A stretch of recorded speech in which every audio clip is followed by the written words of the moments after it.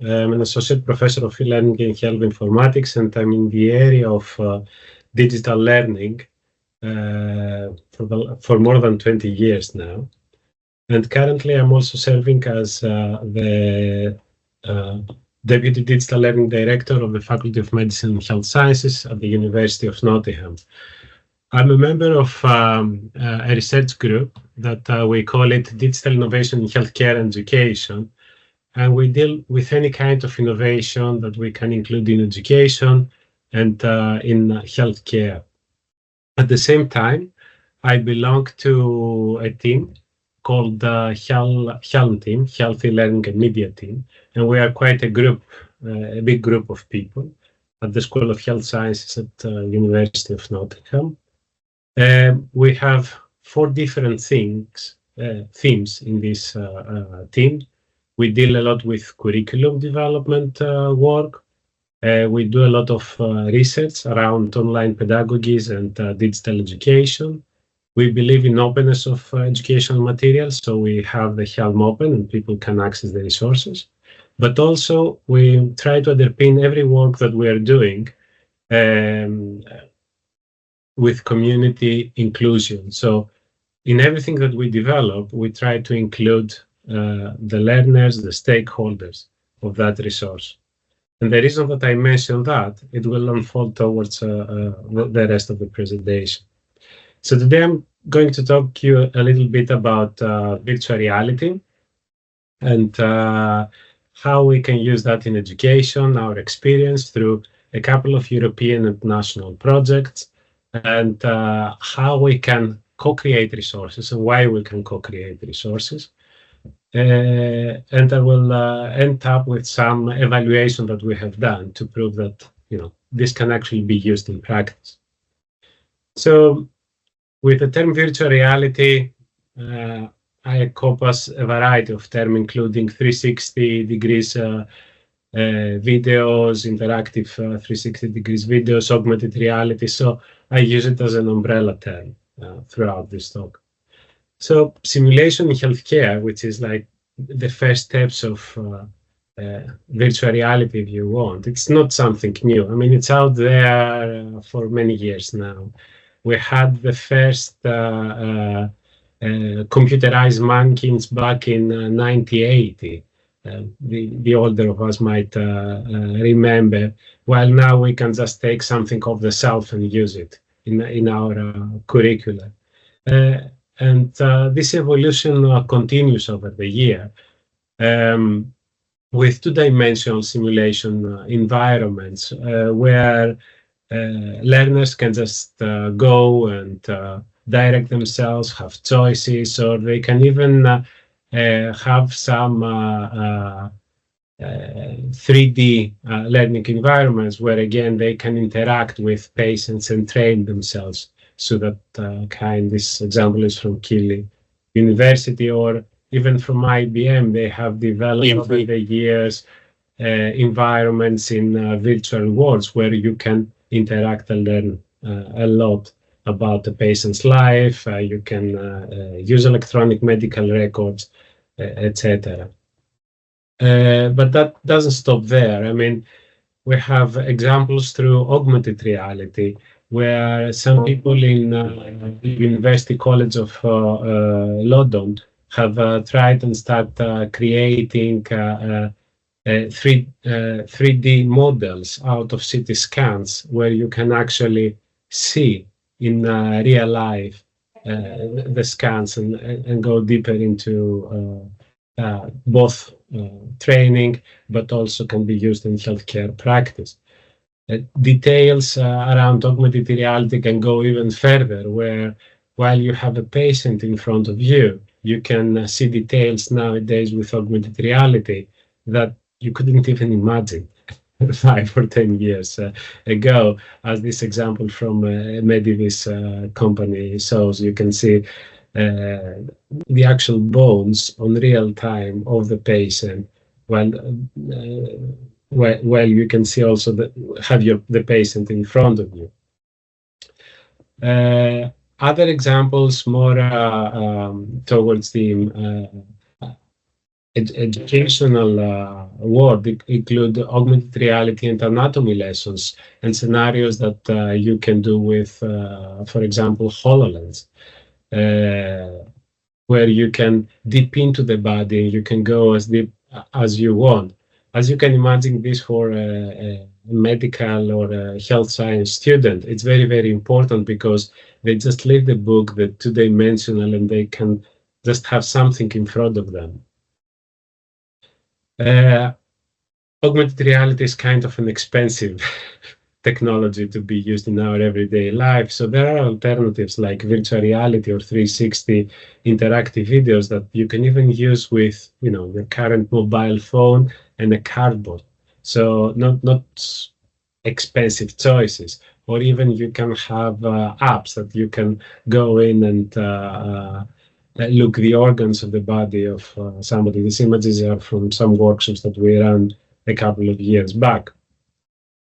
But virtual reality is not only for that purpose. It can be used, has application in many other areas. So, for example, it has been used in the past for public fear training. So somebody can use virtual reality to prepare themselves to talk in the public, and quite a lot of people are a little bit anxious when they're about to talk. So applications like that can train them in their day-to-day life to start talking to a larger audience and a larger audience, and then overcome this fear. VR has been used also in rehabilitation, especially with people with dementia. They can go back in their time. So it has a variety of applications. There are even live operations that they have captured quite a few years back now on 360-degree videos, where you can actually see and get the feeling of how it is to be within an amphitheater before you actually go there. This is quite important, especially for our students, because firstly, you cannot have a lot of people within a space like a surgical theater. So the feeling of being there is very, very important to capture. So there are a lot of such kind of experience nowadays. So having said all that, okay, what do we know about virtual reality and what is our current knowledge? So recently we did a scoping review, and we found out, and we were looking on interventions that address undergraduate nursing and midwifery education specifically. And we found that there are not so many out there. So we ended up with only 26 studies. The scenarios were not like many. There were a few scenarios out there. Even the studies, they just examining like a very small scenario. We found that only one study followed the participatory approach to develop the intervention. And we found that when they evaluate the studies, usually they're evaluated on Kirkpatrick's level 1 and Kirkpatrick's level 2, which means usually it's how the students just react, or in the best case scenario, does it have any kind of meaning? Does it have any kind of immediate effectiveness? But they were not looking at impact of this this type of educational resources into time. Frameworks, not all the studies use a framework to design both the application and the intervention, and very few studies use debriefing. So we resulted that there is more research needed towards the interactive 360-degree virtual reality videos, especially in the area of nursing education. And we need studies that apply theoretical frameworks, both in order to develop the studies, but also to identify the long-term impact of that kind of resources. Along those lines, a European project that we ran successfully with two other international colleges from Aristotle University of Thessaloniki and Science Center of Excellence in Cyprus. We try to explore that area. I mean, can we use theoretical frameworks to develop resources, and how we do that? I mean, it was a total blank space out there. I mean, there was not framework specifically that had been tested and they had been used for virtual reality resources. So we said, okay, we're going to try and develop such kind of frameworks. We're going to try and develop such kind of resource, and we're going to test it. Similarly, at the same time, we had another project called 360 VZ, where we, with another group of partners, we tried to focus a little bit more on the methodology. At the beginning of my presentation, I told you that Helm team has in the center of their developments the stakeholders.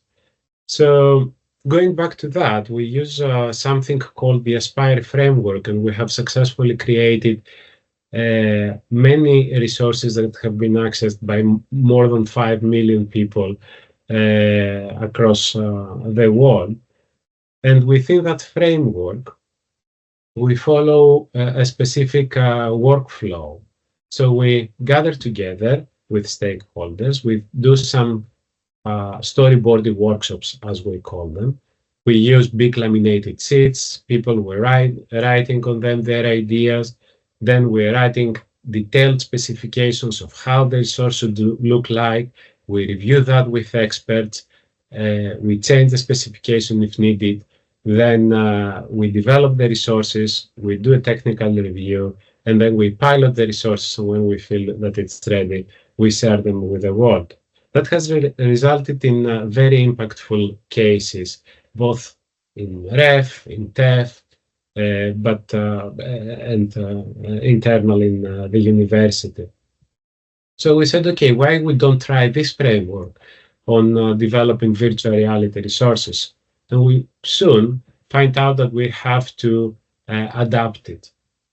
So the first step in the process that we have to adapt is to familiarize the stakeholders, the potential learners of or users of the VR application with the virtual reality resource itself, because we found out that people hear a lot, but very few people have actually tried out to put like a cardboard and look on the resource. The next step was that from structured templates that you can follow a linear pattern of design, we soon identify that we need more loose templates, because now you don't have a linear scenario. You have a scenario that the user can choose to hover over a specific resource and go somewhere else. So you have different paths. So you need something like a graph. Similar, when we start writing down the specifications of the different VR resources, we couldn't do that in a linear way.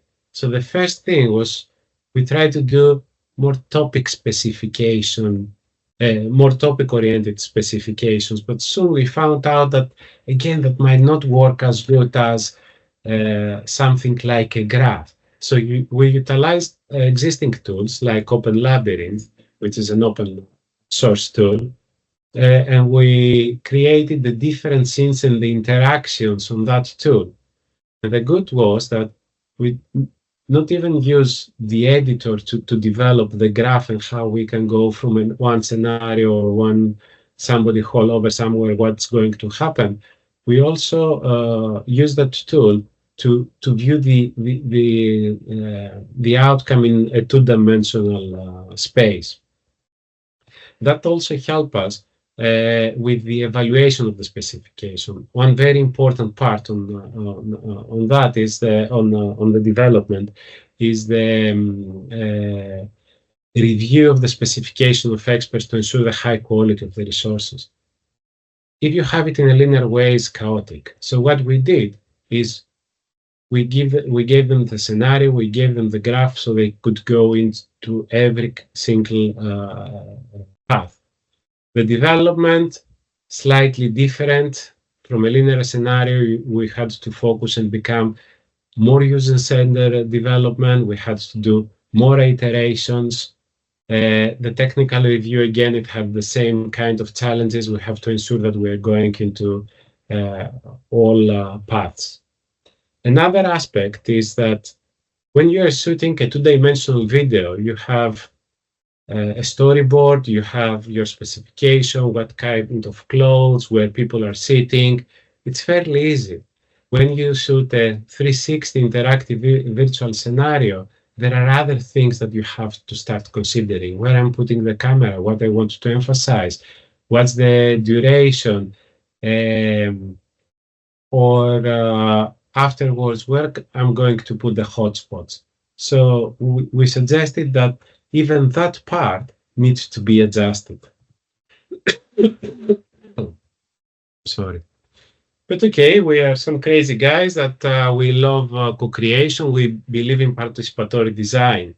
Are we right about that? So we said, okay, let's try to explore the other methods, because co-creation is quite time consuming. So is it the best approach to follow? So we did a Bardak's 8-fold policy analysis utilizing his framework, and we explored the different alternatives. We set some criteria in order to assess the alternatives, and based on that, on that criteria, we ended up that co-creation is the way forward, especially for higher education institutions. The details can be found on the paper on the side. And based on that, we resulted on a set of best practices for co-creating virtual reality reusable resources. Even through co-creative VR resource implementation approaches have some advantages, advanced digital literacy overheads. They are an effective pathway to the prolific use of immersive media in medical education.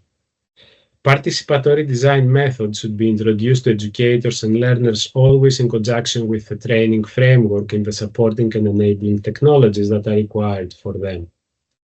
Co-creative resources development should always consist of rapid iteration cycles with design and development closely engaging all stakeholder teams to maintain educational and not just technical quality.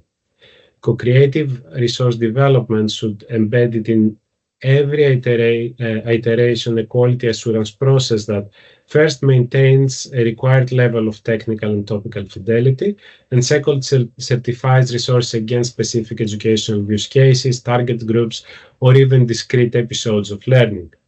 Co-creative resource development should be identified as a bespoke active learning and training activity, a bespoke learning modality as a participatory knowledge transfer proves to be a valuable educational experience.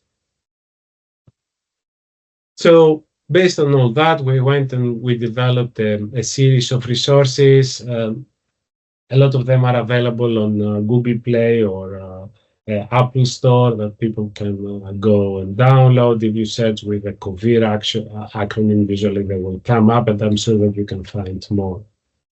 So, okay, we co-create the resources. We did well that we co-create the resources, but how people accept the resources? Is it acceptable by the people? Is the usability of those resources at a good level? So what we did is we evaluate the resources. We utilized known tools and frameworks like SUS questionnaire, like the technology acceptance model, like the presence questionnaire, and we find out that the usability scores were higher than the typical scores that you can find in the literature. The technology acceptance questions that we use was towards the strongly agree point, and similarly for the presence questionnaire that asked questions around how real the environment is and how the people feel into the environment. And we assessed that in 3 different countries. At the same time, we wanted to check also the effectiveness. I mean, that was a very small project, but we tried to do it for a set of resources in Cyprus with 27 medical students. So we gave to half of the students lecture notes and the other the lecture notes and the 360-degree videos. And we found out that for some of the scenarios, there was a statistical difference and it was better than just having the lecture notes. While for the rest of scenarios, we found that it was equal good, which by itself is enough because, when the technology equalized the traditional learning, it's a very and encouraging outcome. And in that way, we managed to reach level 2 of the Kirkpatrick framework. So the reaction of the students was good. We found out that the learning was good. And the behavior of the students based on the qualitative part of the interviews was again at a very good level. So we have some indication that the behavior of the users towards the virtual reality reusable e-resources is positive and it's changing towards acceptance. In order to check level 4, there is some potentiality there, but we need like a very long-term study, most probably like a longitude study to measure together with some other indicators. Currently, we are doing some other studies. We have already published one with virologists and University of Leeds on non-technical skills, which showed similar results. And we are producing some additional results in order to showcase this long-term impact. And respecting the time, I will finish with this slide. And because we are developing a lot of digital innovation, we do it in healthcare education, we should never forget that the pedagogy should come first and the technology should come second. The technology is the tool to deliver an excellent learning experience for our students, our learners, but how we present content, integrate technology in a meaningful way is a key. We need evidence-based approach, we need participatory designs, and we need to evaluate the effectiveness of the e-learning intervention. And this third space where we combine digital pedagogy and expertise should be central, and I'm really happy that the EmpowerED webinars are putting that in the center. So thank you very much.